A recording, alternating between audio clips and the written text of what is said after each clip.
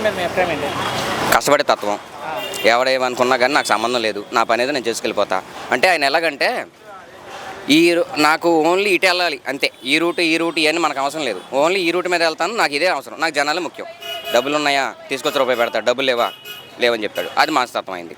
ఇప్పుడు డిప్యూటీ సీఎంగా ఉన్నారు ఆయన, ఉప ముఖ్యమంత్రిగా పనితీరు ఎలా ఉంది? నెంబర్ 1.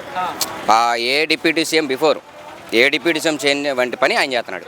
గత ప్రభుత్వంలో 5 ఉన్నారు డిప్యూటీ సీఎంలు. మా ఇంటి పక్కనే ఆల్నాని ఉండేవి అతను, నా ఇంటి పక్కనే, నాది ఏలూరు, మాజీ ఎమ్మెల్యే, ఇది నా ఇల్లు, నా ఇంటి వెనకాల 2 ఇల్లులు, వైద్య శాఖ మంత్రి. కనీసం నా ఇంటికి రోడ్డు కూడా వేశారు, కనీసం స్ట్రీట్ లైట్లు కూడా పెట్టాల, ఆడపిల్లలు తిరుగుతారు, అంత నెగ్లిజెన్సీ. నా ప్రశ్న ఏంటి, గతంలో 5 ఉన్నారు, ఇప్పుడు ఆయన ఉన్నారు డిప్యూటీ సీఎంగా. 100 మంది వచ్చినా ఒకటే, ఒకడున్నా ఒకటే. ఆయనకి పదవి వచ్చాక ప్రజలకు మంచి చేస్తున్నారా లేదా? నెంబర్ 1. మేము పక్కా తెలియజేసాం. కాకపోతే మన ఎవరైనా పని చేసేవాళ్ళు పని చేసామని చెప్తాం. ఇంకోటి వైసీపీలో కోటరెడ్డి శ్రీధర్ రెడ్డి గారు ఉండేవారు.